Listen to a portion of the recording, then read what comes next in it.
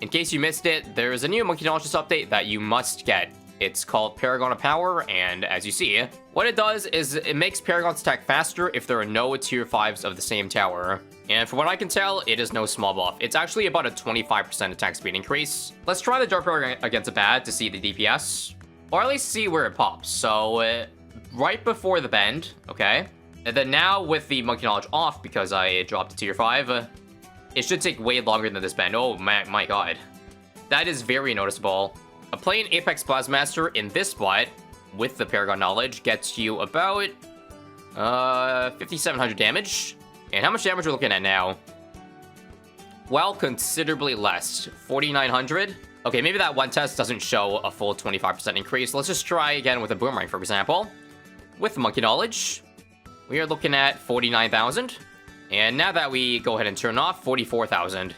Okay, the DOT probably skews the percentages there, but you get the point. Basically, it does get you more damage, and I think with that Monkey Knowledge, you might be able to get some pretty insane rounds now with the one Paragon test. So I'm going to do as much as I can today, starting with the Dart Monkey, which did get nerfed because of the price decrease, so don't expect it to actually be as strong as before, even with the Monkey Knowledge buff. I do want to test, though, if the Monkey Knowledge offsets the damage decrease and the attack speed reduction of the Dartist update. So, I think last I tested, the Dart Paragon died on 130 in a balance, and it dies immediately here. In fact, I think it's even worse this time because we survived like 5 DTs last time. One more try on logs before swapping over. Yep, we can't even... Okay, we can be 1 DT, but just 1. Definitely a downgrade from before. And now let me try the actual best map for the Dart Paragon, and that is Hedge. For reference pre-update, we made it to 156 with a degree 1 Paragon, and around 200 with a degree 100. Oh, however, that was on hard mode. And I think I want to standardize everything now, so from now on, I'm going to test every Paragon in easy mode, because I do want to see the true highest absolute round. And it's no surprise that easy difficulty gets the job done. So I'm going to do what I did last time. If it gets too far, just sell it and replace it over on this side. And now we should be able to beat it with ease. Just got to make sure not to pre-place the tier 5 beforehand. Otherwise, they end up making it weaker. In case you guys like spreadsheets as much as I do, then I would implore you to check out the one hero, one tower, one Paragon spreadsheet, where I like to see how far every one tower test gets. It's nice to see it all in one place, so I'll link it down below, of course. And if you want to see footage of those one tower runs, then I would again implore you to check out the one tower playlist after the end of this. So for now, we should be able to keep the Dart Paragon in this spot, at least at 150. So I think with this new Monkey Knowledge, that begs the question, is it actually worth it to omit all tier 5 Dart Monkeys in favor of the attack speed of the Dart Paragon? My answer to that, like if we're going for an epic late game run, might actually be no. Like when you give it max buffs, it likely performs better than what any degree Paragon would do, unless say you're playing on Hedge, but 99.99% of maps are not Hedge. So personally I'd say nah, but luckily this one Paragon test does not care about that. Are we dead to 156? I think we are. That's actually the exact same route we got to in hard mode. But I'll give it one more try because I don't think I did enough barber selling there. In fact, if I remember correctly, the best spot is right over here because you can see through just barely. Should pop much earlier. Verdict.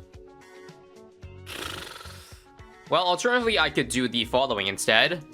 I can do 2 different barber cells. So one up here, and then the last one back in the original spot. Very annoying, but it is what it is. Yep, we can definitely clean up the last of the BFEs here. Come on. Cool. Unfortunately, 157 I think is too hard. I'm gonna have to, I don't know, beat the 2 ZMGs here, the 4 ZMGs here, and try to pop the last bat at the same time. Oh my god, we survived, but nah, dead DTs here. And now for the degree 100 test, which got to around 200. Again, I'm just going to be using a mod to set the degree, just to make things a little simpler for myself. Again, seeing how the degree 1 test went, we probably should die at about the same round. But first off, I gotta see if I can make it to 200 in the first place. We're going to almost run out of attacks there, but luckily we're good. And now just one more round to finish it off. This round's pretty brutal. 5 bads. But honestly, it doesn't matter. The more breads there are, it's actually easier. Because then the Dart Paragon can keep on attacking. And I know for sure that just a couple of ZMGs here are definitely doable. So there it is. We've tied the hard mode around an easy mode. 200 is not even close though. So I'll just give this one attempt only. GG. But again, for a Paragon that only costs 150k now, around 200 is pretty damn solid. Ignore the amount of cash you gotta put in the cash ladder to reach that degree. So for reference, Boomerang got to around 140 and 180 respectively on hard mode. Degree 1 and 100. I should mention this thing got nerfed this update. It got decreased in price, but they reduced its boss damage and also the attack speed. 2.5 delay to 3. But I think that is a lesser percentage decrease than the percentage increase from getting this thing. It sounds like on paper then that the Glaive Dominus got a slight buff if you have this thing active. Okay, I think easy mode is just so much better for Glaive Dominus. Yep. It can, well, easily beat 140. Wow. Sorry, I have to clarify. The attack speed decrease is only on the Paragon press, not all of its attacks. So it is a massive buff for the Glaive Dominus. I was like, no way after the F-bet only made it halfway on 140 that something was off. I think if you ask me, it is worth foregoing any of the tier 5 boomerangs to keep the attack speed on the Dominus. Just because it's not as good, like, a super buff permacharge is not as good as a super buff Super Monkey fan club or Plasma fan club. And Glaive Lord and Mob Dom, you can forget about it. Like, in terms of it being really good, max buffed late game. Solid, but nowhere near, I think, worth it to sacrifice this attack speed. There's something satisfying, too, when you super fast forward. And yes, the Glaive is like spin in place in a hexagon shape. Glaive has now surpassed the Jar Monkey without me having to do any micro at all. Again, just one last test. If I put on strong, there's a little bit more damage going in because of the Glaive DOT. Just random last, first, and strong so that I get this damage a little bit quicker because we already know we're gonna pop the first bat anyways. See that? This is definitely the end. JK. Yeah, normally Monkey Knowledge is like very minor, at least each individual one. No Monkey Knowledge gives you 25% more power. Ah, I'm dead on 166. This is it. Alright, first round micro. Nope, it's over. We're popping this bat too late. Good run, but now it's time to jump to degree 100, which again got to 180. I'll just show you the difference real quick in this round though. Man, not even close. And again, here's the round that it died on hard. And we didn't even get halfway. I don't think the way this is looking that no one bats are a problem. I think we gotta bring on round 200. No, we can't possibly die on 199, right? That would be so cruel, but I think we're good. Nice. I think seeing how far that got, though. Nah, I don't think we can do it. I don't think we can do this round with its 10k DPS, I think. Actually, kind of close. If we can pop it, I consider that a victory. Hey, we won. Victory. Navark or the Seas Time. I should mention that they nerfed this guy a little bit. It's, again, another attack cooldown delay, aka attack speed decrease, which I think because of the Monkey Knowledge, it still does get more power compared to, like, before this update.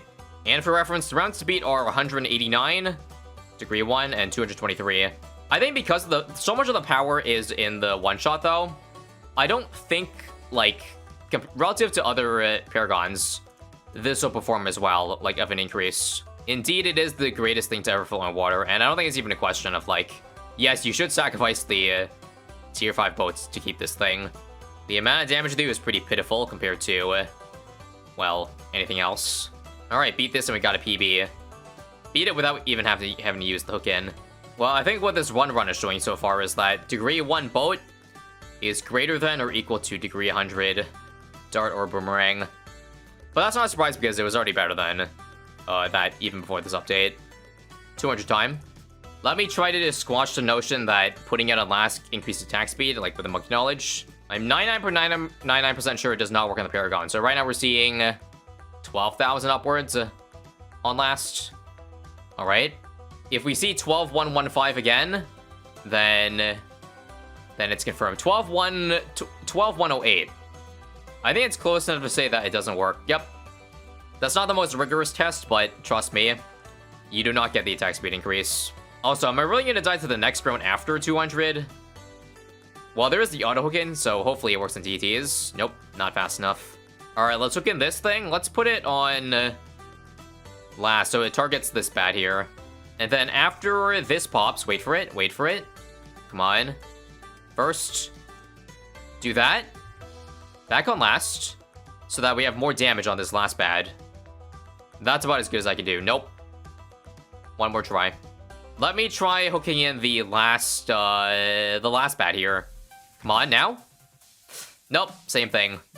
And now the fun begins with degree 100. I'm curious to see, because the ace would benefit better from this attack speed, if it actually can, like, dethrone the boat. For that, though, we have to figure out, like, what round this thing gets to. What normally should be really hard rounds, Navark is just eating it for breakfast. I think 250 is definitely on the horizon for this thing. Oh, this F-Bat we have to pop manually for the first time. Please hook in the DTs in time. Nope. That's like deja vu of round 201. Strong the whole way, that's all I can do. No. Last try for real. Let me slow down to show you the speed. Oh, there we go. The multiple F-Bats have struck once more. It's over for real.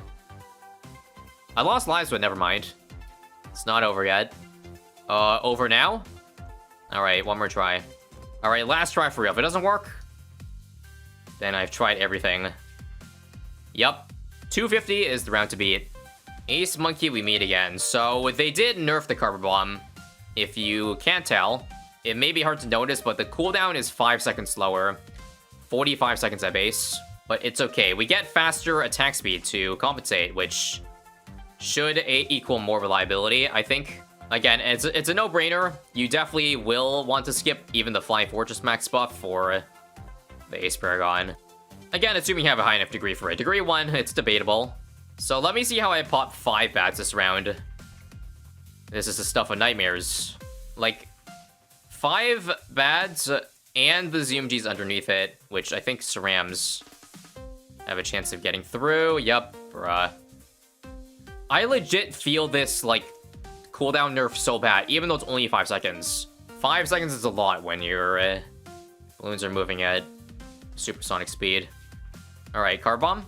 This one should be nasty. Nice. There we go. Down to the last BD, everybody. We're restarting. I have no Cerams to leak to spare.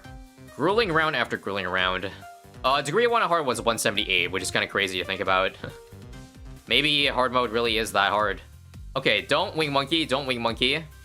Can I center path? I can't. I can. Okay, I'm doing something crazy. I'm gonna center path to, like, not damage this. Because I do not want this to pop before the next Carpet Bomb. I want Carpet Bomb to do all the damage, to one-shot everything. Like this. Except, actually beat the ZMG is... I hate this. Please don't pop. Please don't pop. Please don't pop. Please. Nice. That was so annoying. But we beat 196. All this torture just to see if round 200 is possible. Now, I don't want to say it's over, but that is a lot of bats remaining. And a lot of damage I still have to do. On the last bad over here, too. Oh my god, 8 lives, it's over. Alright, Car Bomb. Pog. Alright, Car Bomb. Holy crap, we barely clutched it. This last bad has to be killed last minute. I think we lack enough. We lack damage though. No. Oh. It's over. It's doable. 2 more tries. All right. Oh, this is good. This run looks great. Do not damage this bad. Now. Burst it down. Burst it down. Burst it down. I'm so stupid. I forgot to retarget it. Oh my god. Guys, this is the run here. Watch, watch, watch. Now? Please, please, please. Yes. I spent 20 minutes on that round just for a stupid science experiment. Now that better all not be for nothing. So I better beat 199. No. Guys, this is too many random space bads. Yeah, this is not even close, guys. I'm not even gonna bother with that. Ladies and gents, now for the final test. I feel like... I know that the Degree 1 Ace was so annoying, but with this having more Car Bombs, it should ideally on paper be a little bit less annoying to test. More opportunities to not die DTs because we can Car Bomb the insides and stun them, as you see here. Honestly, I still think the Bull Paragon remains king. There's only a single F-Bat this round, and already we're, like, struggling to pop it. I think the one-shotting ability is still too strong to, you know, dethrone. Alright, please pop this F-Bad before DT spawn out. Oh my god. By the skin of our teeth. Do teeth actually have skin? I don't know where that saying came from, but sounds weird. Anyways, 240 is easy. I guess if you consider enamel. Oh wow, we beat fortified DTs. I thought we had no chance. Alright, and now for this amazing curve bomb, we'll beat the ZMGs and the bad. Watch this. Oh, nope. Didn't pop. Kill me in the video game. You know, what's funny is that if this is near the end, then not only is the boat better, but it has a wider round gap now for whatever reason. Nah, that makes sense actually, because, well, F-Bads, they get stronger and stronger. And thus the one-shot actually gets more important. I didn't take that into account. It looks like all it took to beat Ace Paragon is literally 2 F-Bads. That's all the game needed. Yeah. Not close enough. GG. I am exhausted. I'd like to do some more Paragon testing here. I think I'm missing a couple of Paragons that I didn't test their survival for. Because again, like with the rework and the new monkey knowledge, I want to see exactly if things got buffed or nerfed because of that. Mostly so far, it's pretty much been buffs across the board though. So they didn't actually have any patch notes for the Ninja Paragon. However, I'm just looking at the patch notes right now, and they did say that, in Ninja Gaby's words, this bug fix made the Ninja Paragon stronger. So whatever spaghetti code they had with the Paragons before really was like wacky. Because again, apparently it made it so that the bug fix worsened the Wizard Paragon, but made the Ninja Paragon stronger in varying degrees. Just weird, mysterious stuff all around that no one will ever know exactly what was going on, you know, in the background. So once again, for reference, Ninja Paragon got to 162, and then 211 on hard mode. There's not really much micro to go on with the Ninja Paragon, other than leave it on strong so that it, you know, targets bads. Although be careful, because, like, if you saw that round, I lost lives. Whoopsies. So Sticky is always strong targeting, which is good. That means just targeting the Ninja on strong is only for if the, you know, the shurikens you think aren't seeking to all the bads at once. Overall, pretty marginal difference, but you never know if it could help. Oh, I think this is it. This might be it, guys. This bad is gonna pop too late, right? Well, maybe not if the Stickies have anything to say. Oh, the man, that was close. I don't think this does it. Nah, too many cerams leaking. One more try. As you see, the Sticky does not soak through layers. That's the biggest thing stopping it from being able to, you know, squeeze out a couple more rounds out. Okay, this is much better. I think it's gonna pop just a tad earlier. No? Nope, never mind. We sat on strong the entire time, but it does not seem to throw the Sticky earlier. Either way, though, that is a nice round increase. Again, take hard to easy mode with a grain of salt, but still. 185 is fairly respectable for the Ninja Gun. And now for 100, which should at least make it to 220.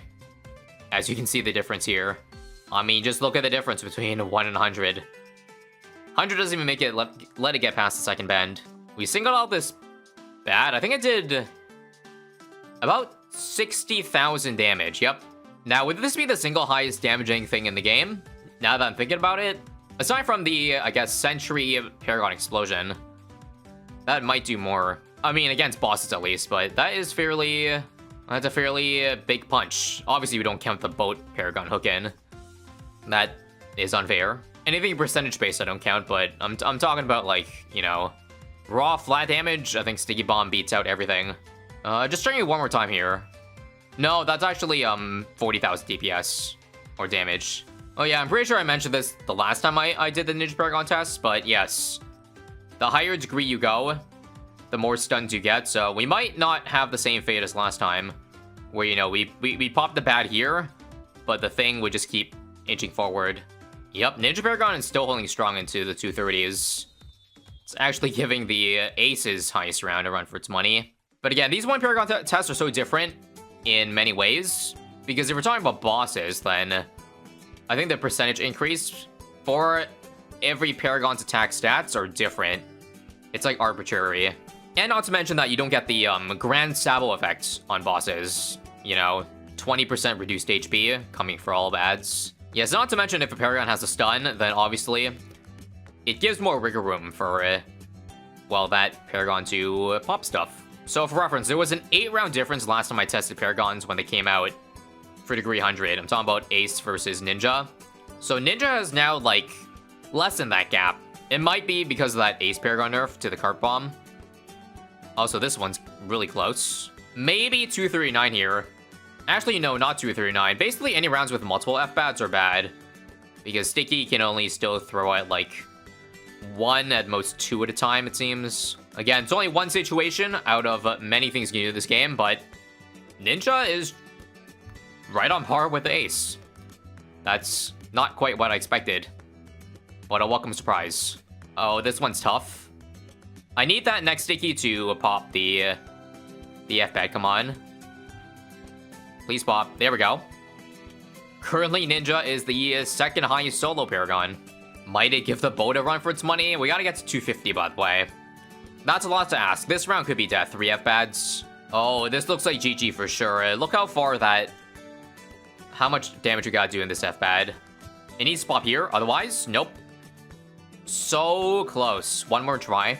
We gotta do last so that it targets this one and not these F-Bats here. Oh. Wow, those ETs were close. Okay. Best I can do is again last. And then back on first. And if it pops one shot earlier... Nope, it did not. So GG. Still, again, very impressive. I don't think the last 2 Paragons I'm going to test are going to get anywhere close to what the Ninja could do. But for reference, 172 and 210 were the rounds respectively in hard mode for the Wizard. Like, I like what they did with the Drain Beam. They gave it more damage, so it's not as garbage, but you see it's still kind of garbage. Well, because it's a single target kind of thing. And because it's a single target, I think every time you use Drain Beam, make sure there's not a bunch of balloons at once on the screen. Maybe just a bad remaining, like this. And then charge up the laser. And then take it off for when this comes in. By the way, we've made it this far so far without using any Metamorphosis. I mean, this should be expected because the Whizgon is more expensive than Ninja. But it looks like degree 1 still packs a pretty big punch. So just a tutorial how to use the Wizard Paragon correctly. You always want to time the Phoenix Explosion for bads, because the damage over time is insane. It doesn't matter if the graveyard is 0 or like 1 versus 100,000. As long as you use the Phoenix Explosion while it's near bad, Phoenix, you get the full 30 seconds of DOT. The only additional benefit is the mini zombies. By mini zombies, I mean the ZMG. Please don't die to this, nice. So I'm just trying to use this off cooldown whenever, like that. Beautiful, and I've still yet to use Metamorphosis. This is definitely a Metamorphosis round, however. I sensed too much stuff going on. Alright, please clean, thank you. And we have tied the Ninja. It might be pretty bad for bosses, but I'd say it's fairly respectable outside of that. This run I have to use Metamorphosis. I'll use it early so I get a full charge. Again, the most ideal scenario is this. I don't beat everything so that I have time for the Morphosis to recharge. By the time I end the round, it'll be half cooldown. Perfect. Yeah, I feel like if I use abilities right, 200's a good possibility. However, a lot of things have to go right. Alright, max charge here. There we go. Oh my god, I almost died. Now last on everything, back in first, and... okay, this is dangerous because... if I die next round... oh, come on. Okay, this is the run for sure. I have all 3 bads. Very low on health. Yep. Should clear it, nice. Bad news is I don't have Metamorphosis for DTs now. So I need to save my zombies for then. So basically, zombies now, for example. Hold the line, hold. Oh, yeah, I'm dead. Guys, I'm dead for sure. Yeah, it's over for sure. So here's the problem. Well, first off, 3 bads. Metamorphosis on cooldown, and just, it's too hard, that's it. 193 still is pretty respectable. For a degree 1 at least. I gotta use Paragon Totems for degree 100 because the mod I use does not work properly. I definitely do like that they added a counter to show how many Paragon Totems you have. I don't think 40 is enough, sadly. Even with max cash slider. I say that because I don't have any pops on the Wizards, currently only 2 million. Otherwise, if you have max pops then and max slider, then you only need 20 totems. Thanks to this new change, and 17 with Dart, I believe. Now it should be 100. Beautiful. Just out of curiosity, I'm gonna use the Phoenix just on the bat to see how much. It looks like about 15,000 to 20,000 DPS if you have the DOT on it. So all in all, not too shabby, but damn. If you compare that to how far it got with a Ninja Paragon, feels like the jump from 100 is not as big as Ninja. But again, that might just be me. Every high round now is just getting mega inflated by this monkey knowledge here. I think that's the main takeaway from all these tests. Yeah, let's charge up a Metamorphosis up to 70k. And nope, it doesn't clean up. Now it should clean up with 80k. Come on, clean up. Wow. One Ceram leaked. Again, you don't often see that every day. Up on round 200. And now for a full Metamorphosis, please. Holy hell. Just like 5 seconds of Metamorphosis can do like half the FP damage if I was looking at that correctly. Again, it's not surprising because I know it's good, but sometimes I'm still in awe. Like, it's that good, I mean. See again? Nearly instant deletion of balloons. Unfortunately, this round, it's still really tricky.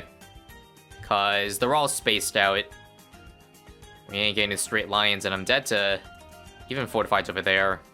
Yep, I'm running out of time. We can't beat this anymore. Yeah, I think this round's just too brutal for it.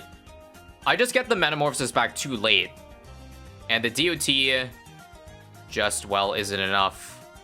I need to beat these UMGs early enough, but that's not happening. One more try. Strong all the way and then use Metamorphosis the moment it's up. Well, obviously max it out first. Come on. 99. There we go. If this don't work, though, it is truly the end. Yep. I ain't beating these UMG, sadly. Good try, good try. But that's fascinating.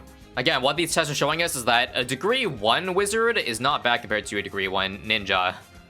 But degree 100 ninja trumps degree 100 wizard. So last but not least, the NG.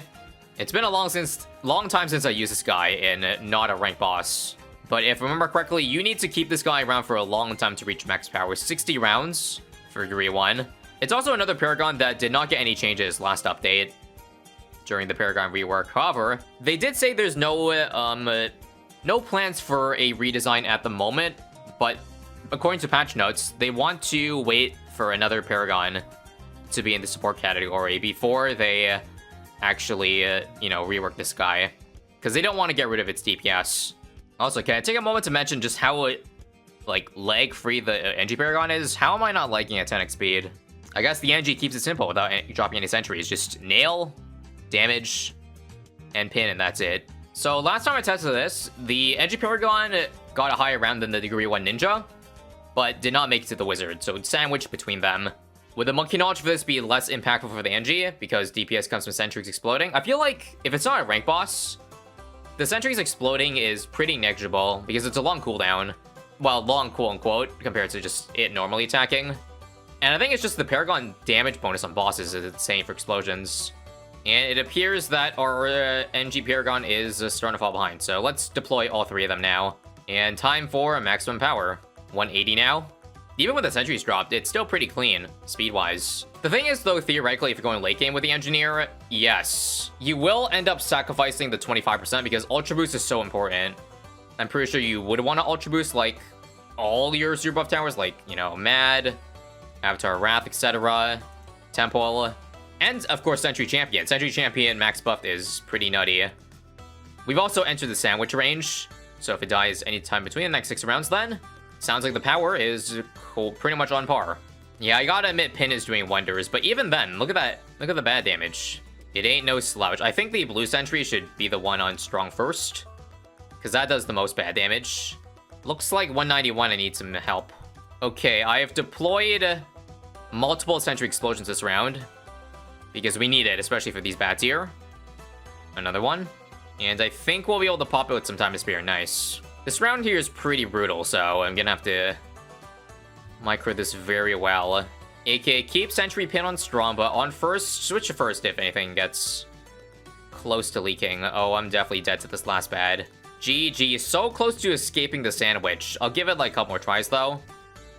But man, we're just missing a hair of DPS. Notice how insignificant the explosion is, by the way. it's like doing almost 0 damage. Another explosion. See? No visible layer skip. It felt like a 0/0/0 Dark Monkey against around 300 bad. Who am I kidding? 0/0/0 Dark Monkey would have one-shotted. What do you mean? Nope. Can't do it though. So now let's get into overdrive. The final test, the degree 100. I don't believe the attack speed gets reset when I set it here. Just as a heads up, it does look like it's firing pretty damn fast. As if it was maxed. Yep, just like that beats 192 very easily. How is our FBAD damage looking? Honestly, pretty close to on par with Ninja. Okay, less so the second bad. I see NG has a big problem with any more than one bad spawning. Just for some reference, the degree 100 NG before didn't pass the Ninja or the Wizard. So if everything is in line, then it should be 220s, high 220s, my guess. I think the general issue with the NG Paragon in general is that people don't want to wait around for all that max power, because we're looking at minimum 30 rounds to maximize the nail gun DPS. And that's only if you have, you know, degree 100. If not, then you're looking at closer to 60. And it looks like I've been proven wrong my prediction. We're gonna clear out 230s. It is holding its own much, much better than I thought. Once again, towers with, like, its own inherent buff or stun or one-shot kind of get a bit of a buff in a challenge like this, so just... I have no idea what to do, how to deal with 2 FBATs at a time. Even if I did beat the first one there, I don't know, that second one just has far too much HP remaining for my liking. It's not strong enough, guys. Give it one more attempt, but it might just end up tied with the Wizard. I can't do nothing, guys. It's not it. The DPS is not there, but it's so close. Just missing about 15% of the FBAT HP. GG. So that concludes it. We've now tested every reworked Paragon. Again, the only takeaway is that this monkey knowledge just goes hard in the paint. Every degree 100 Paragon got at least around 200. They've certainly come a long way compared to when I first tested them like 2 years ago.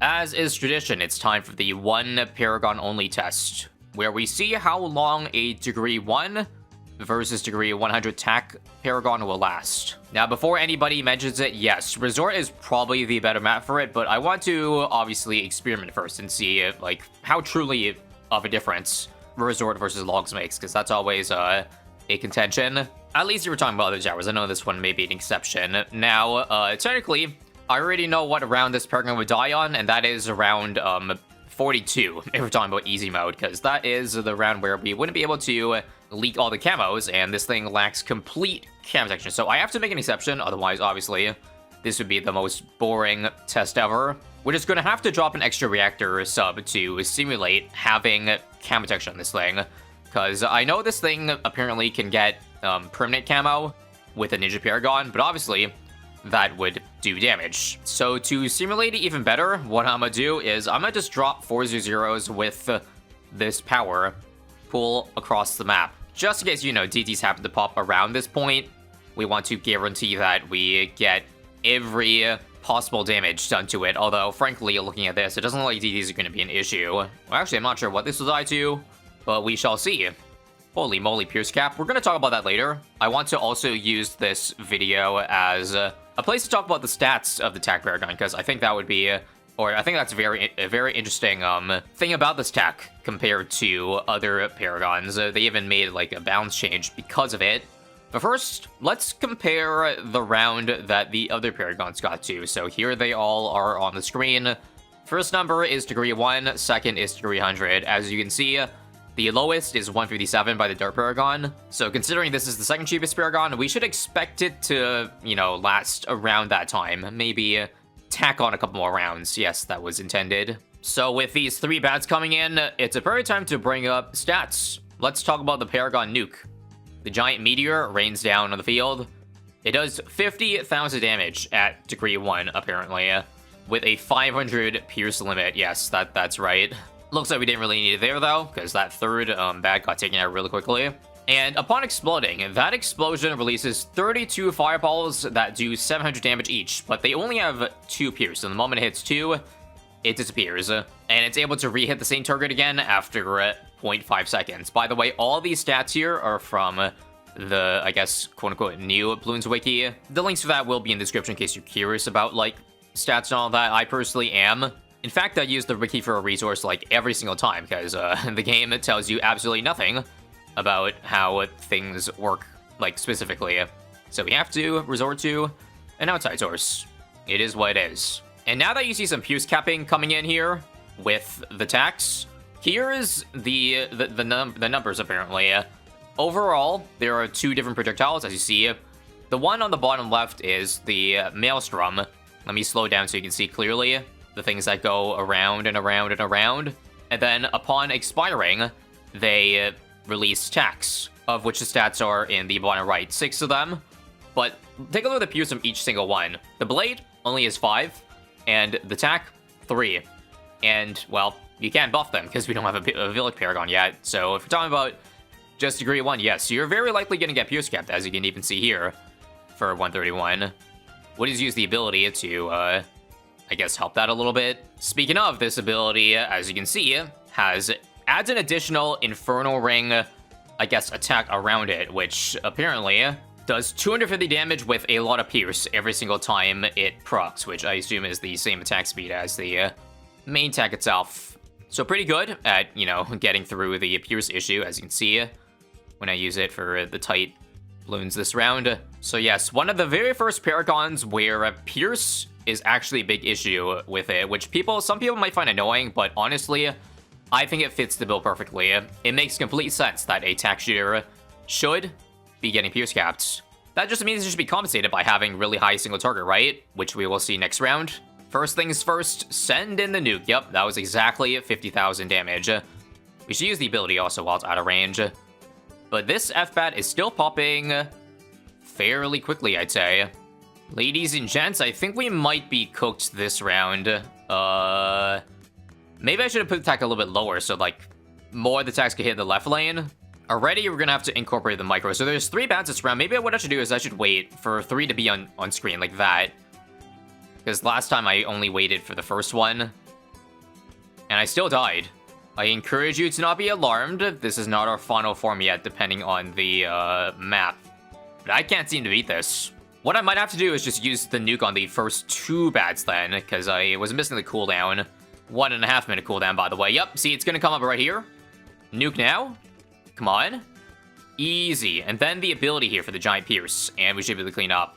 Who would have thunk you would need Tack Micro in order to beat around, eh? I still might not. Oh, nice clutch by the Infernal Ring ability. Love to see it. Only 1 bat this round, but that's still an issue. I can't beat the DDT. I cannot seem to beat it. I think that's because, you know, you see the Pierce capping over on the BVS mobs, on the mobs here. Final try here, but I think this is going to do it if it doesn't work, yeah. I'm surprised. I guess ramping OP.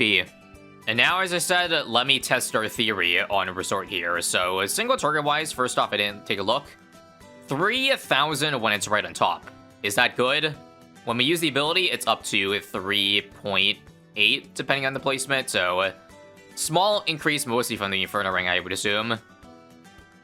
We almost leaked the DDTs leaking there, so I don't know. While it does provide more single target, remember, the Pierce capping could be an insane issue, considering, like, where the Tack is the place where the balloons are pretty much all the friggin' time. Like, look, you can't even see the Tack. That's crazy. Excuse me? Our Paragon is invisible, essentially. I believe, though, I believe. Nuke for 152 here. DTs are good. Oh, but is there enough? I don't think there's enough Pierce to beat the ZMGs here, right? Even if I use this ability. Wow. Might I have also been a fool for believing that, like, Resort would be better for the Tack? Well, we gotta at least give it a few more shots and see, but I guess we just can't leak ZMGs, like, for the last bend, because there's no time to hit it. They have to pop. Seems like they're doing a better job so far with hitting all of them. Hold. Okay. We're doing it. Ability for DTs. Good. BPs we should be able to handle, right? Please. For the love of goodness. We leaked several lives at that. As long as the ability is active, we're good. It is no longer active here. We're dead.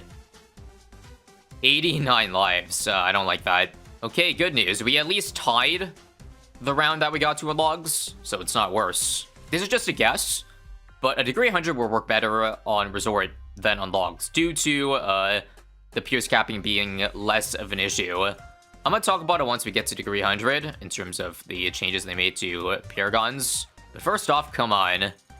So far, yeah, this round's looking better than logs. Again, so long as we pop the ZMDs down enough and also beat DTs, it's much closer to this round, that's for sure. Okay, again, there we go. Didn't die. And we've got damage ZMGs, okay. I think we'll be fine, because we'll have the 9-second ability for the ending part here, so wait to use it now. And the pierce shouldn't be an issue, come on. I was wrong. Alright, here's what I'm thinking. So this giant nuke ability, I can only use once. How about we use it for when it's a bunch of Moabs, because if I use it when it's ZMGs, it just turns it into BFBs, because it doesn't soak through layers. Like, see, I used it now. This nukes out a huge amount of pierce, and so the fireballs, you see. Remember I said they have 1 pierce? Or 2 pierce. That might work better, because then that pierce can be used on, well, the bad. And look what I did. I did the thing. It's only mobs now. Which I almost died to, but there we have it. For a basic Paragon, the strategy sure goes really deep. So we're gonna try the same thing this round too. Wait for Moabs. Come on, not yet. Now. But I don't know if we're gonna have enough for 3 bats this round. I think we're cooked. It's never been more cooked. I think I'll just use the ability early this time and see. I'd say no chance though. How about the ability instantly? Probably performs worse if I had to guess. But if we can't beat DTs every time here, and you see those EMGs already leaking through like the last lane, I think it's safe to say 155 is the limit. Which, yes, that means this is officially the least lasting Paragon. Now, instead of going through the process to build up a degree 100, I have a mod to set it to a degree 100 for free, basically. So, yeah, thanks, Doom Bubbles. You can now see the degree 100 Tack.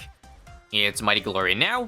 Take a look and see how quickly it shreds 155 compared to D1. Should be a lot better, and if you notice the thing, yeah, the pierce capping is much less of an issue due to, of course, the fact that it has so much more pierce. But how much pierce exactly? Well, this is a good time to bring up the fact that they changed the Paragon formula for pierce due to the attack Paragon change. Basically, Nindakuri says, the Paragon formula applying a flat 100 pierce has been limiting our design in building low pierce bounce attacks for Paragon upgrades. True. So they could not embody the design of the Tack Shooter's 1 pierce meteor due to it, thus lowering the flat pierce from 1 per degree to 0.1. So that means a degree 100, instead of getting 100 extra pierce, only 10. Frankly, I thought the design issue was more of the fact that, like, the Tax itself should have low pierce rather than the meteor, but I see what they are talking about. This is basically a nerf to all Paragons, but since all the other Paragons, I think, have pretty high pierce, I don't think you're going to notice that nerf very much. So this is getting double the amount of pierce as degree 1, plus 10. So if we're talking again for the main attacks of the Tack, that had 5 and 3 pierce respectively, well, that means the Maelstrom now has 10 plus 10, 20 pierce, and the sub-projectile, the mini attacks, have 6 plus 10, 16. So, hence, way less pierce capping, as you can see. The shape of the degree 100 Paragon is still relatively intact. I promise I'm making these Tack puns unintentionally. And that's why I personally think, and I'm saying, that the Tack Paragon degree 100 will perform better on Resort, much more than on Logs. Like, I'll probably do a quick run at the end to show, hopefully, if in theory, my theory is correct, that the degree 100 will outperform more than 1 round on Resort versus Logs. So far, so good. The nuke ability now does basically double damage, and if I want to take a look with Monkey Knowledge, does this ability have full uptime? It's something I want to know, and no, the answer is no, which makes sense. The cooldown is roughly halved when you get degree 100, but as you saw, 9-second lifespan, 20-second cooldown at degree 1. Half that still is not 100%, but pretty close to, so much so that there's no reason not to use the ability whenever, I guess. Now, to bring up the stats of the other Paragons again, it looks like we're gonna have to make it to 200 for this thing to not be embarrassing. Barring any shenanigans, I think we should have a good chance of getting to 100. Also, single target looks to be about 15,000, I saw. Oh my god, we almost leaked DDT insides. Good to know about our limit testing here. Can it beat ZMGs in this little track? No. Oof. So that means we still have the same issue as we did with degree 1. We can't beat ZMGs in the last one. Obviously, scaling is a different factor. Changing timing should make this round much easier. We got this, though. So nuke here for a free crazy amount of damage, man. If you already saw the initial Paragon showcases, you should know that the meteor attack that comes after, the mini fireballs that come after the main attack, like, they add up to an insane amount. What's 32 times 700? That's 22.4 times 2, which is almost 50,000, so it's essentially almost the same amount of damage as the main nuke attack itself, assuming it all hits on the same target. Also, hang on, if I'm thinking correctly, does the pierce of the fireballs also increase? Because that's 2. Does that mean it has 12 if I use this ability? I'm gonna use it right now to see the mini fireballs. I couldn't really tell there. It didn't feel like they had more than 2 pierce there. Otherwise, they last for a little bit longer. Watch again. Boom. Boom.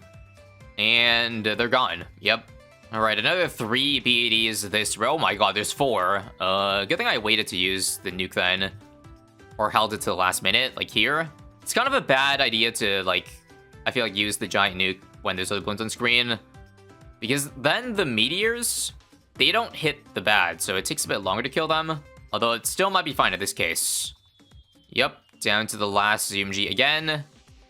And we're clear. Okay, 200 is looking doable. Alright, Crucible, don't disappoint me like the other Paragons. You can you can beat 200, not get to. I want to see you beat it, because you are a single target after all. We did lose 40 lives, 198. I hope that's fine. We should also try to time this round so that I have the ability, both abilities up for 200 incoming. So if I use one early like now, that should be all the bads coming in this round, hopefully. Nope, a third one has entered the chat. That is not good. Can I beat it manually? I can't even beat the DTs. Insides, yikes. Don't get Pierce Guy, there we go. Survive 1, survive 2. Sweet. Okay, so what I should do is nuke immediately, yeah?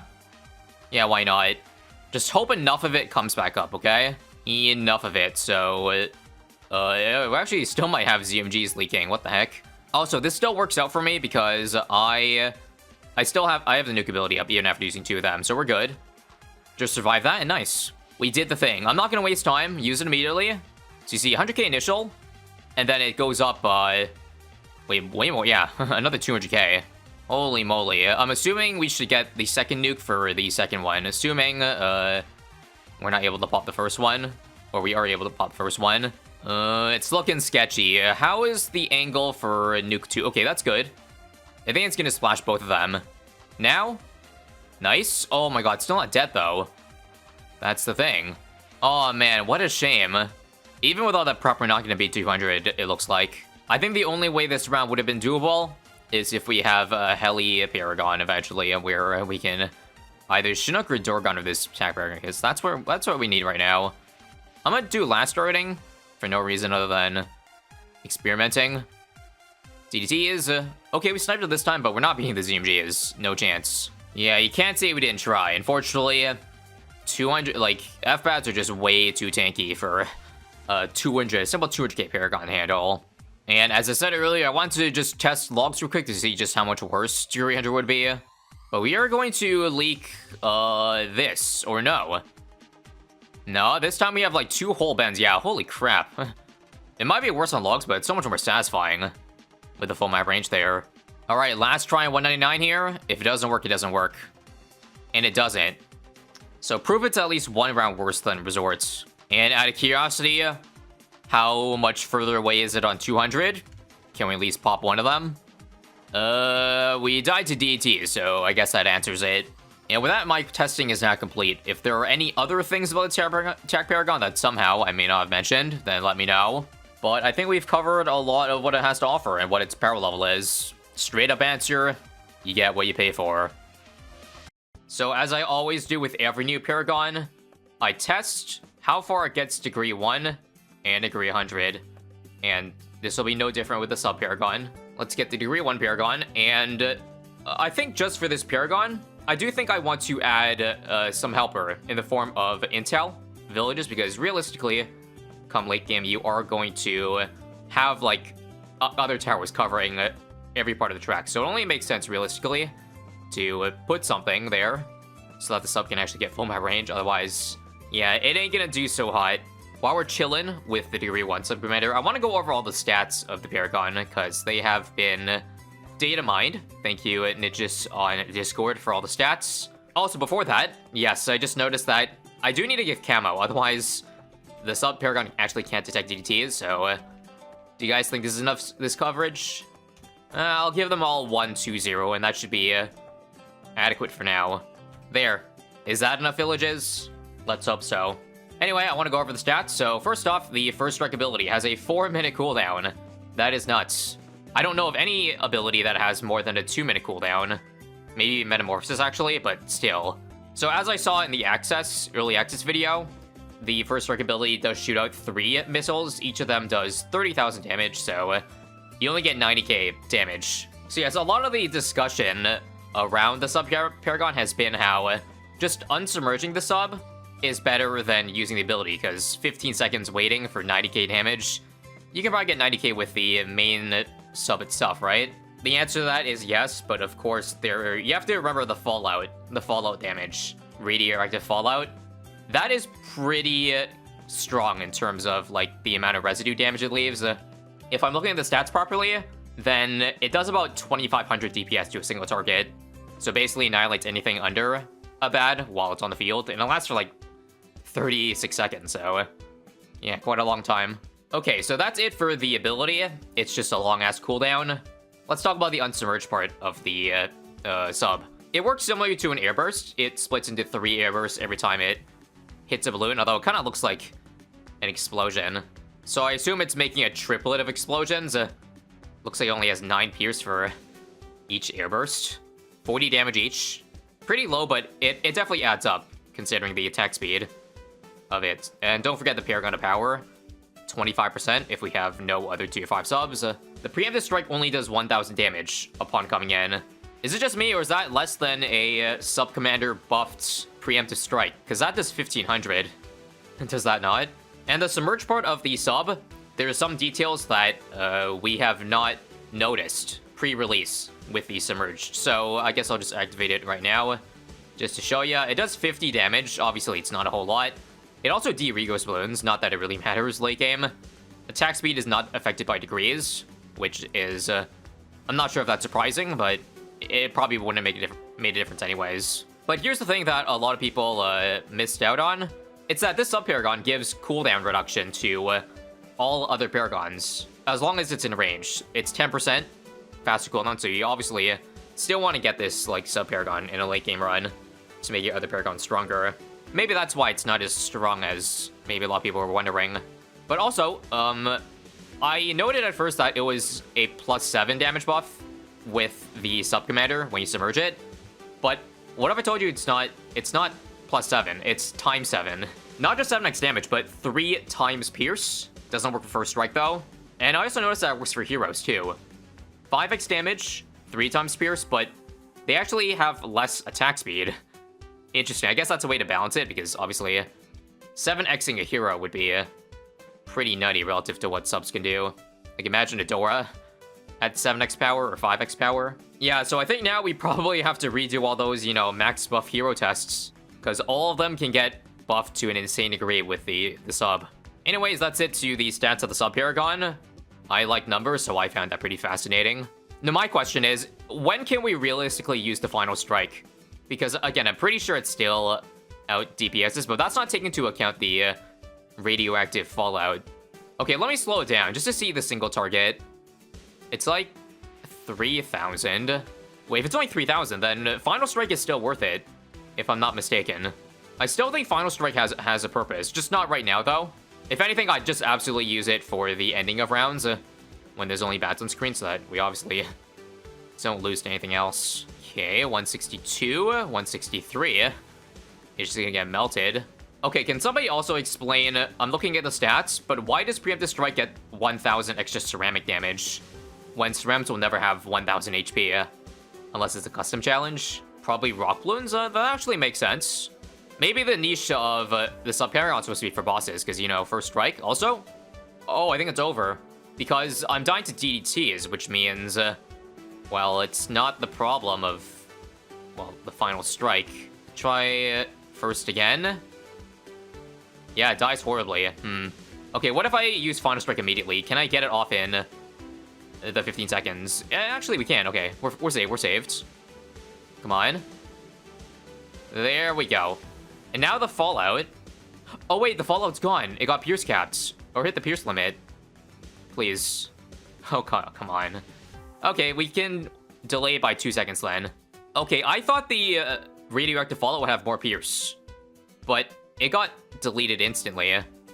Which is not good. Like, it's the fact that the BFBs are in the way. I think that's the problem. It's eating up the pierce. This run's better, I think, though. Nah, same thing. Let's try last targeting for the fortified DDTs. Back to first. This is better. Okay, last was the key. To target only FDDTs. Okay, now we just have to break down the last battle. Do some targeting strong. Only hit the bad. Back to first to snipe. And we're dead to the bad. Come on. It's all but over. Yeah, we can't beat DDTs. Once again, I have to reiterate, there is no last for extra attack speed for Paragons. It does not work. Didn't work for the boat. Doesn't work for the sub unless NK trolls me. Wait. Did they change that? Hang on. Okay, I had no idea they changed it. Flanking maneuvers works for the Buccaneer Paragon, which I assume means also works for the sub now. Okay, I was wrong. Well, in that case, this round's beatable. Okay, here's what's gonna go on. I'm gonna still pop this first bad. Once it's popped, though, switch to last immediately. Like that. And keep it on last the entire time, ideally. Back on first. Okay, this is doable. Don't cop block, don't cop block. Thank you, explosions. And we did it, okay. I spoke too soon. I'm just gonna leave it all on first now, please. Don't cop block. Come on, explosion radius. I can't. Oh, the radar fallout. Oh. Somehow it didn't disappear this run. What happened? That's huge. That's gonna give us a massive DPS boost. Oh yeah, this is popping way faster. We got lucky with the radioactive fallout. I have no idea how. But I will take it. Yep, we beat this with ease this time. Oh, that's how the Paragon's gonna be. Very RNG then. I'm dead to 1C7 here. No ability up. So I can't RNG this part. Best I can do is last targeting. The BFBs are in the way.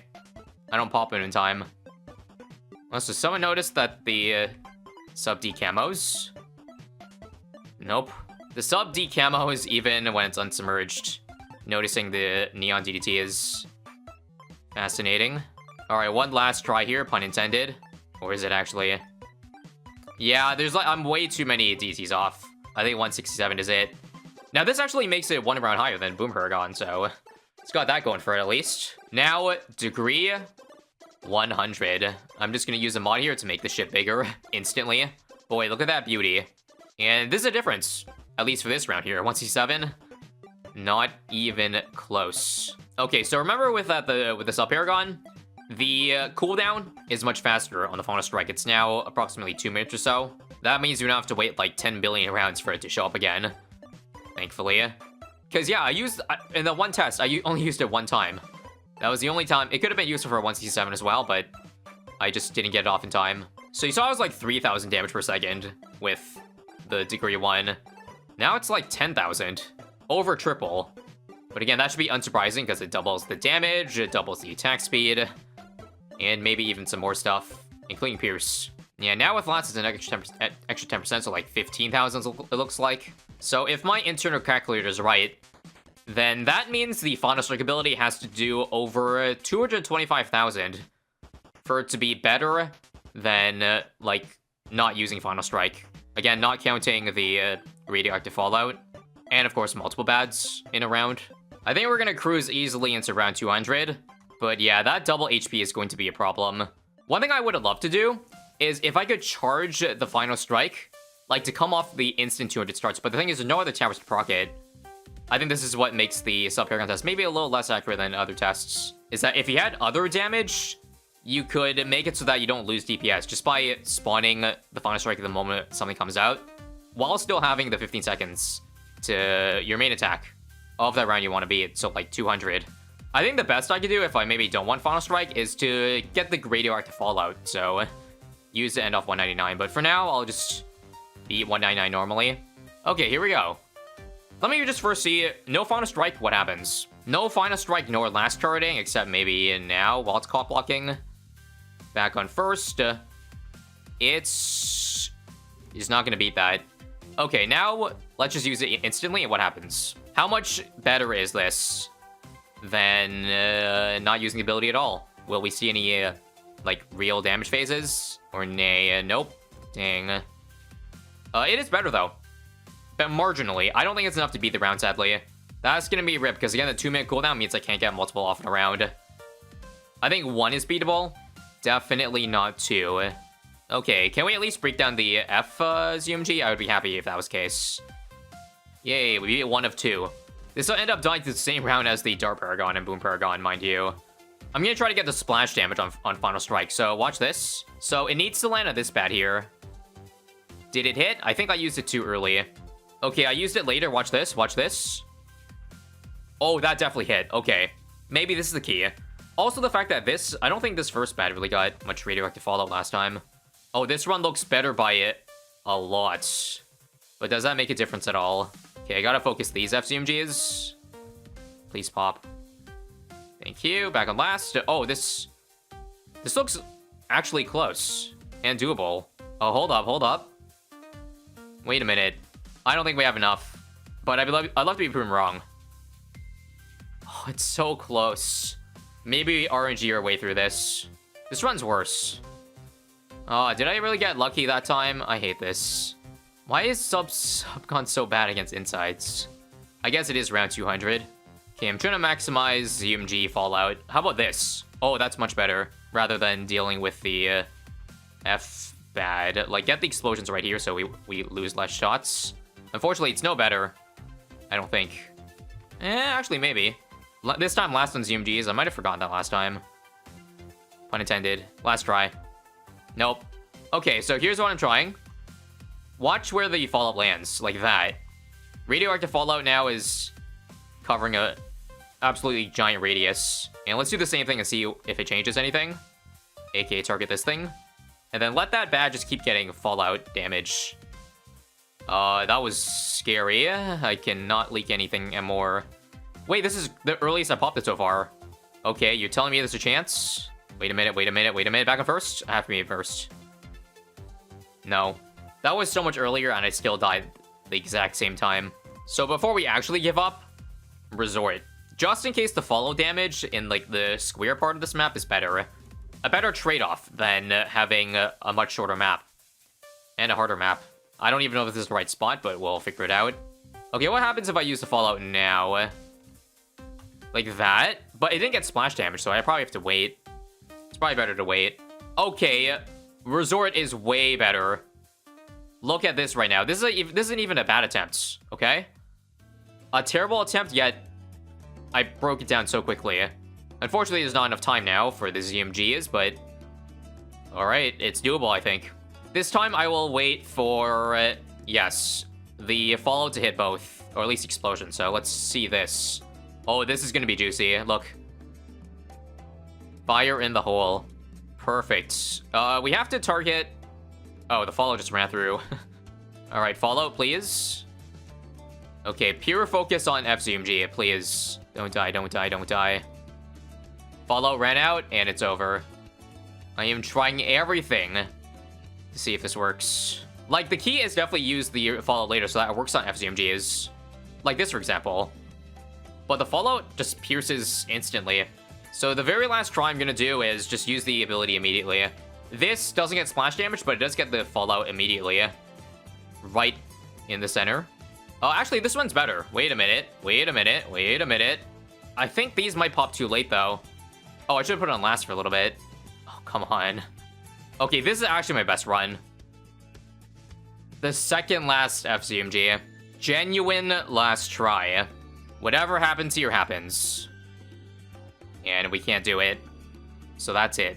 Tied for the lowest round for Degree 100, but yeah, it's only fair as a half support tower, Paragon. Welcome back. It is that time again where we test how long the new Spike Factory Paragon can survive for Degree 1 versus 100. Once again, with this thing being the second most expensive Paragon in the game, I expect big things to come out of it. Starting off around 100, where it takes literally one mine to explode an entire BAD. Not bad. Before I continue, yes, this is a reminder that Update 48 is out now for you to play. Aside from the Paragon, big new features include changes to Rogue Legends with an XP shop, as well as curses and chimps mode, which I'm really excited to try out, so in case you guys are interested, well, stay tuned for a future video. And also a custom hero cosmetic from Adora She-Ra, which you can only get from buying it in the shop because of the collab with Mattel. I have no further comment other than code ISAB.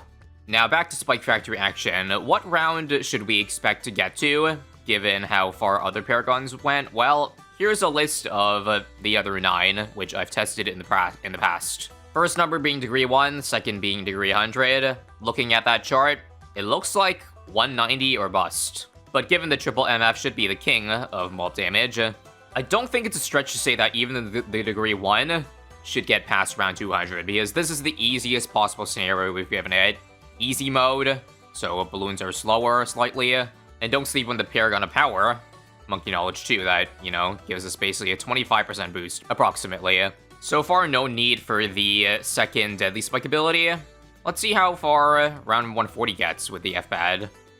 Looks like it takes about, I don't know, 4 mines for it to break down. In case you also can't tell, even on fast forward, the mine drop is super slow, and this is where it's time to bring in the stats. I don't know about you, but I like looking at stats, and it kind of came as a surprise to me before getting the degree 1 Paragon that the base attack speed of the big spike is, get this, 10 seconds. 10 in-game seconds have to pass before dropping a spike pile, so that's, like, remarkably slow, obviously. Which I think the main reason for NK doing that is, like, for leg reasons. I think a lot of people were like, why doesn't the Spike Factory Paragon have an integrated carpet of spikes? There is no ability that spews stuff all over the track. Instead, we just get a permanent carpet of spikes, which is so much worse than, well, if we got a real carpet of spikes. And personally, I think leg is a great excuse for why there's no carpet of spikes ability. Everyone keeps talking about how BTD6 is single-threaded and it runs really slow, like when it comes to late game performance, so yeah. The less projectiles a Paragon spews out, the better, I suppose, and that, and the fact that the main mine shoots super slow is, I guess, a good excuse. And also, man, we're getting cooked to the early 160s here. I think it mostly has to do with the fact that so much power is contained in the Deadly Spike ability. The second ability is it drops mines all over the track. But the big issue is that their cooldown is really slow. The Spike-Ageddon, which I guess is its real name, has a cooldown of 75 seconds. And I died because of the Spike-Ageddon. The reason why is because, in case you didn't know already, every mine has to be exploded for it to drop a new carpet of Spike-Ageddon mines. So there was one in the very back of logs here, which now makes me believe that logs may not be the best map. If the Spike-Ageddon keeps on dropping one mine in the back, which makes, I think, the ability, like, twice as bad. Because now we have to wait till the absolute last minute for it to drop a new set of mines down. But in doing so, we're gonna die. Like, does that make sense? So, for that reason, I think another map might be better. I mean, it's not unplayable, but it's gonna take a lot of effort for me in terms of squeezing out the max round. For sure here. Here are also the rest of the stats for the second ability. As you see, after the main mine explodes, it also leaves behind 3 mini spikes, which have their own set of damage. Not that high compared to the mini explosion, which you absolutely must land on BADs, because that's 35,000 damage, 40,000 if it's an F-Bad. This round, sadly, I'm gonna have to use a nuke, because again, the one mine remaining in the back. And we just gotta rely on the remaining spikes to break down the F-Bad, because I'm not getting this nuke. Or am I? I'm getting it last minute, so that helps. All stats are courtesy of balloonswiki.com, by the way. This round is also tough as nails with FDDTs. I didn't finish to getting to all the other stats, so here's the Controlled Burst, which is the first ability. It's basically, once again, Smart Spikes at home. Just the only difference from Smart Spikes being it actually lasts 10 seconds, which makes sense. 4 seconds being the original Smart Spikes ability is really pitiful. And good lord, those deadly spikes, those mini spikes, came in clutch. But we're cooked. Yeah, I actually don't think we're gonna get much better with the Degree 1, because you gotta wait 150 seconds, basically, between each ability. If we're not able to detonate, like, the last mine. I can't. Alright, take 2. Let's lay the mines down now, and see, the thing with Resort is that the mine in the very back now gets detonated, so now we only have to wait till balloons get to the very outer lane to explode all the mines. And so that means we get a second chance, basically. Or rather, another attempt to drop mines down. So I'll do that now. I'm not gonna lie, Steel seems kind of sus. I'm not sure in terms of placement where the best one for the triple MF is. I feel like it might be better even further in the back. Just have those big mega mines, like, come in clutch. Because right now, 70% of them just get eaten up. Once again, all mines exploded, so we can... Oh, crap, no. I still think on Resort, we get unlucky, or there's a chance we get unlucky. Because I tried to drop the Deadly Spike mines there, but I think there was one in the very, very, very back that it couldn't reach. Not ideal, needs to say. Let's try again. Yeah, see? There was one explosion somehow in the back pixel of the map, so I guess Resort isn't any better either, it seems. Well, this is awkward. Okay, I'm not even kidding about this one, but how about Spa Pits? The entrance and the exit are pretty close to each other, so I'm pretty sure they should be able to detonate. Like, there shouldn't be one mine remaining in the very back in an ideal scenario. And also, this map is pretty long. And drop a new set of mines over here. Nice. See? That mine over there just exploded, which is ideal and what you want to see. Alright, scanning the map again. Looks like all mines have been dropped, so place a new one. If you ever get a point where we explode one mine by accident, I think we gotta redo it. And here's the round we died on logs. Let's see if we can do it. Use the attack speed ability. And clean. Looks like we're sticking to spot pits for the degree 100 test then. But that's quite crazy to me. The way the map or the Paragon was designed makes it so that, in a twist of fate, this map ends up being the best one. It do be like that. I also forgot to finish showing you all of the stats. So here's the one for the main big spikes. As you see, it lasts basically as long as a perma-spike, 4 rounds and 300 seconds. And just like Super Mines, they have mini explosions, and it also spews out mini spikes. That also do a neat amount of damage as well. Now, one thing I will say is that Spot Pits isn't foolproof, because I just realized that this round, I only exploded one mine. The mines don't seem to be in a set placement every single time, by the way. I think they're offset a small amount, depending on the interval they're in. Okay, this time, I let a DT go through, so that's good. Now we get the full set of mines, which is so important, as you see. By not getting a fresh set every single time, you lose out on 35,000 times, like, 10 damage. Alright, 183 here is annoying. I can't seem to beat the DT wave. Mostly because there's a good chance the spikes just get deleted by the FCMGs here. So again, I'm not sure where the best placement is on spot pits, but I like having at least one spike, or a small chance that the spike lands in the back there. Didn't work that time. Alright, wait for DT wave, ability now. Don't die. Good. And we survived long enough to get a new set of mines. Epic. Alright, might be game on 187 here. I can't seem to beat the DDTs here, because we're not dropping mines, and I am 10 seconds short of the ability. What do? We got a lucky spike at the back, so maybe that's good enough to hold all. Nope. This is too hard, man. Last chance. Oh. Come on. Okay. Seems like every time I say last chance, we pull through. Congrats, Spike Paragon. Despite much difficulty, you made it to the 190s, the bare minimum that I expected. I'm not kidding, the RNG this run is gonna make me crash out. Alright, we got it down this time, but we lost 1 life in the process.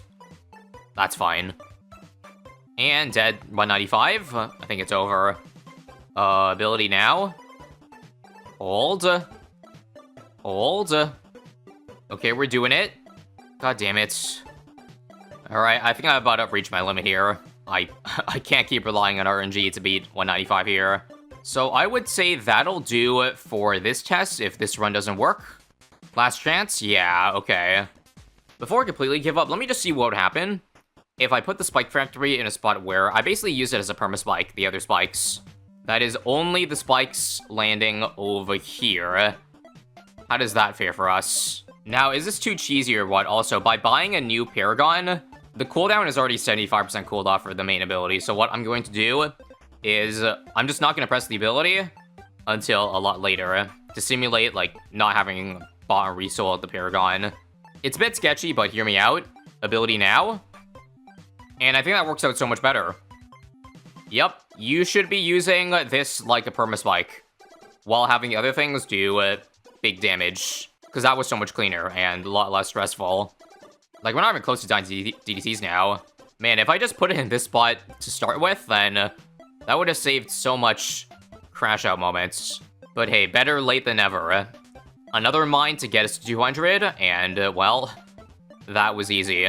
What a long way we've come, just simply by using the Spike Factory Paragon smarter.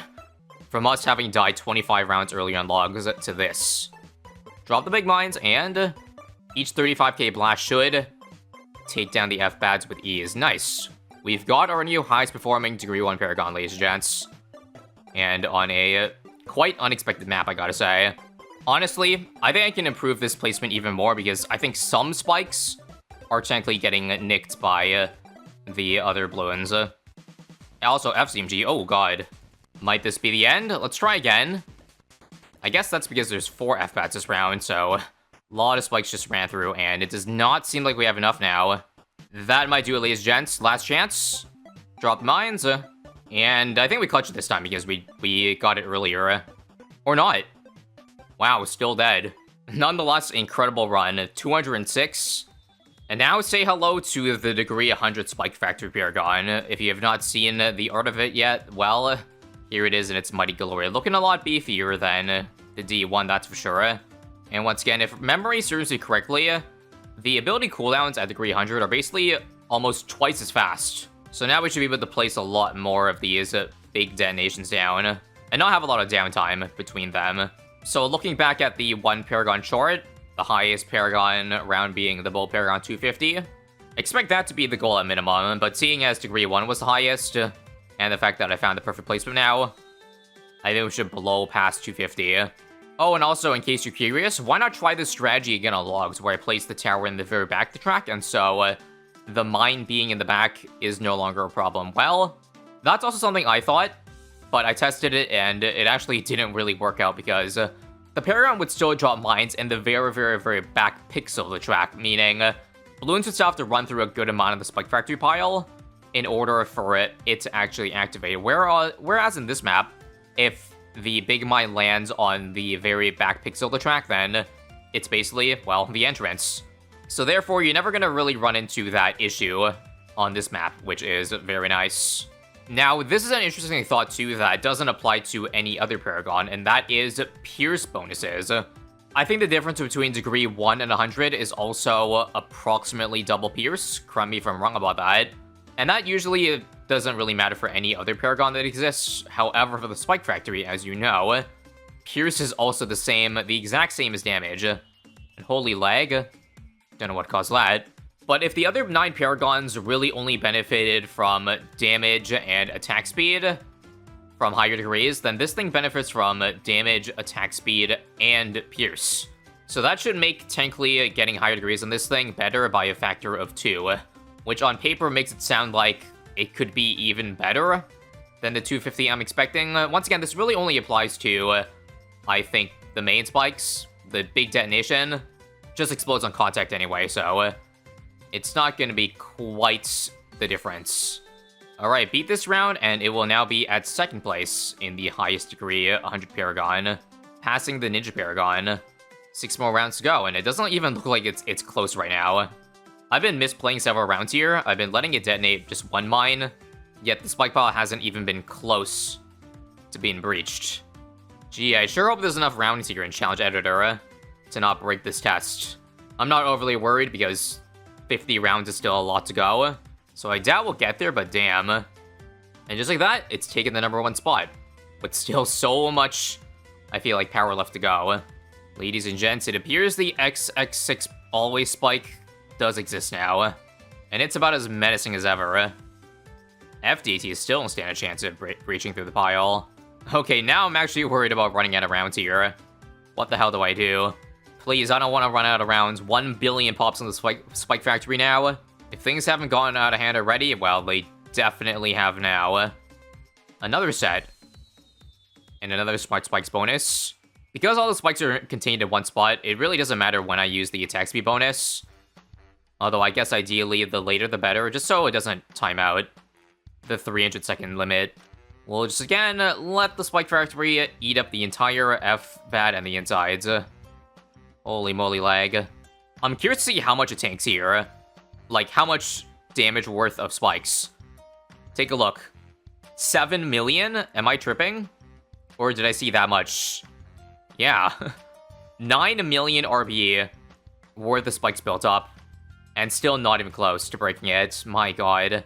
Is this broken or what? Now, starting at 1219, ending at 1225. Another 6 million there. 6 million RB is crazy.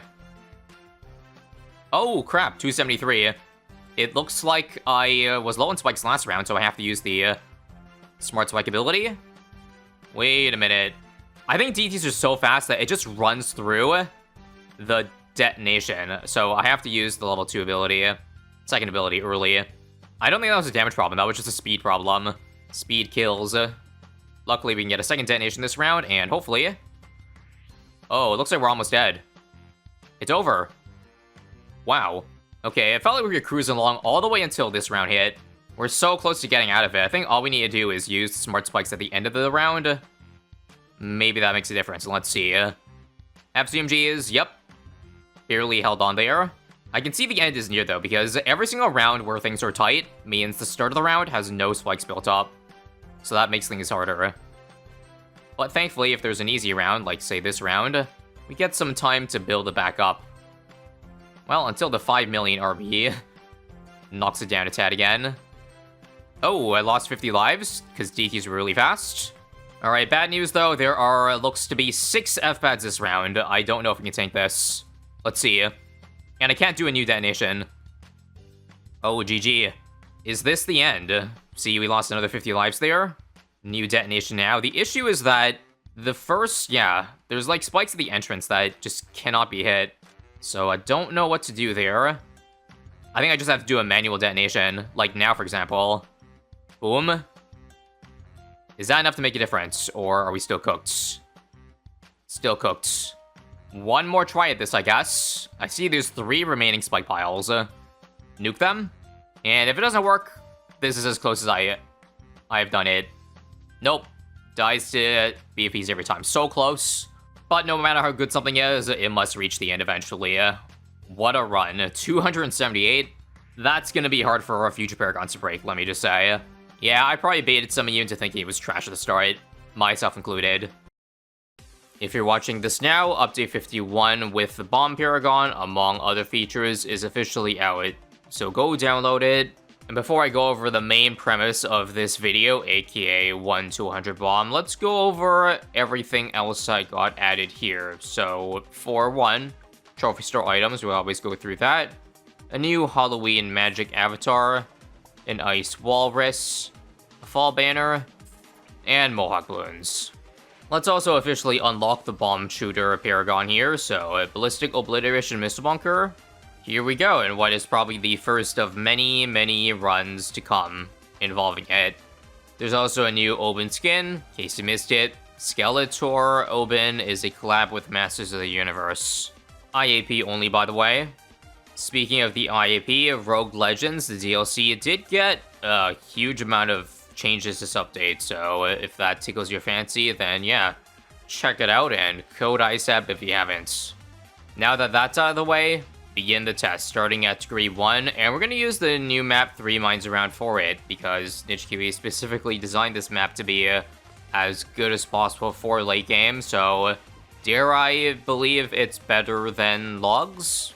Especially for the bomb shooter, for where its attacks are concentrated in a cluster. Well, we'll find out.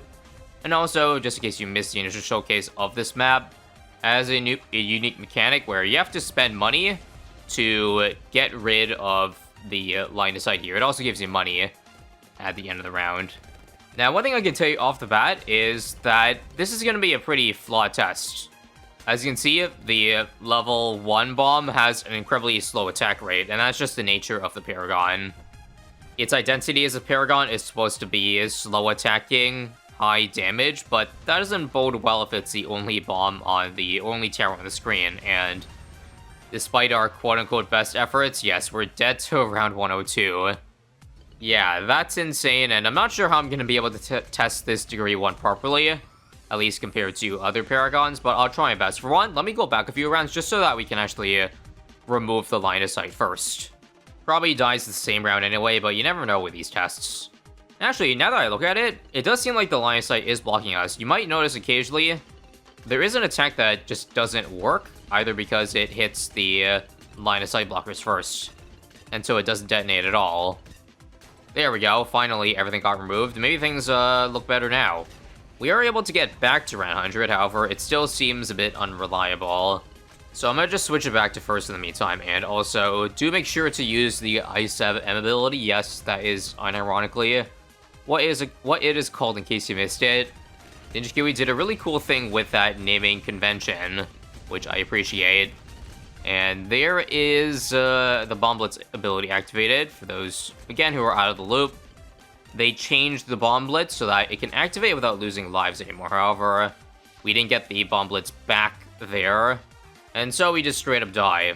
Now, because I want to see the true highest round of this guy, I think I got to beat 103 without leaking activating Bomb Blitz. So let's see if I can time the ISAB M properly to avoid that.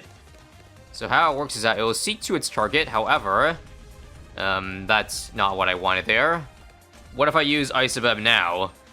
Because technically, yeah, using that before it reaches its target will damage the balloons very consistently. Now, I see the biggest issue with this. The projectile radius isn't big enough, so that's why it doesn't get the balloons on the other side of where it's hitting.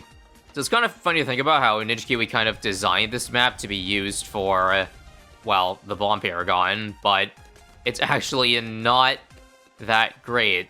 I reckon if it was BADs on the other side, it would be able to hit, so maybe that was Ninja Kiwi's intention rather than, oh, this map is supposed to be the perfect map for this guy to get the highest round.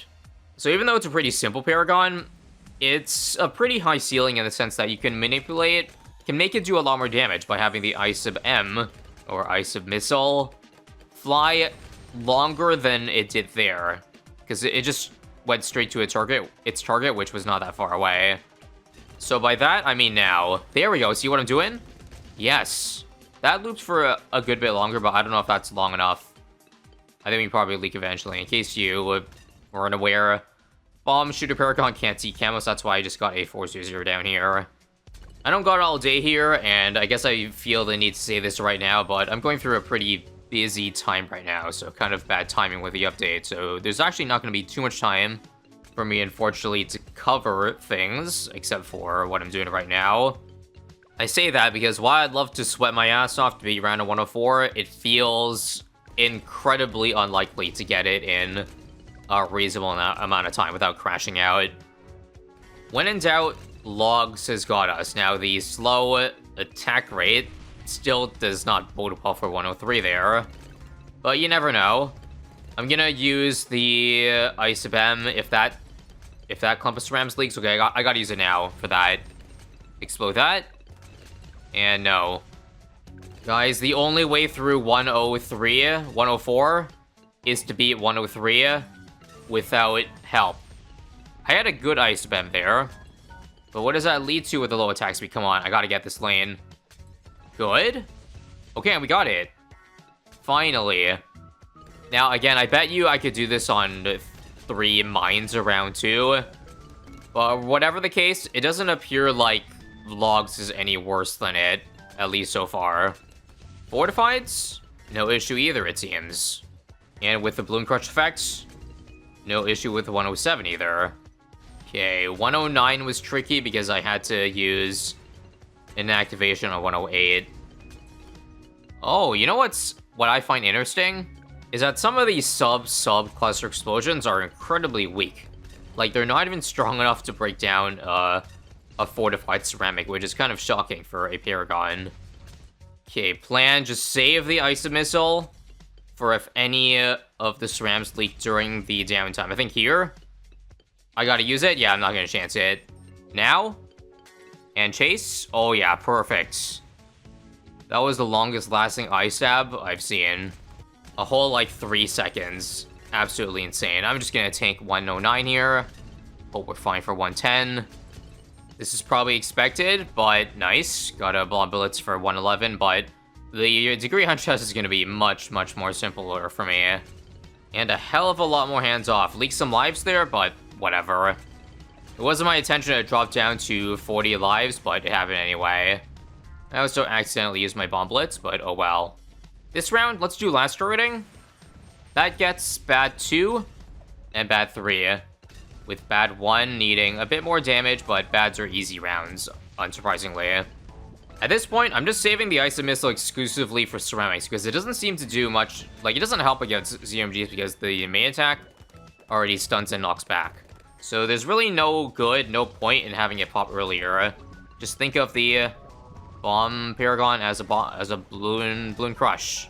124 was impossible for me to not get bomb blitz ability off. The fortifieds are just too strong, so I now gotta be at 125 without the bomb blitz ability, but that's proving to be a lot more difficult than it seems, just because of the sheer amount of balloons. There's just constantly ceramics going through. Again, I'm willing to push some limits, but if I can't get this within the next dozen tries, I might have to wave in the white towel here, or the white flag. Alright, I might come back to this in another session, but I think I've reached about my limit. Last try here. If it dies, it dies. This is a really good... Wait, why is this one lasting so long?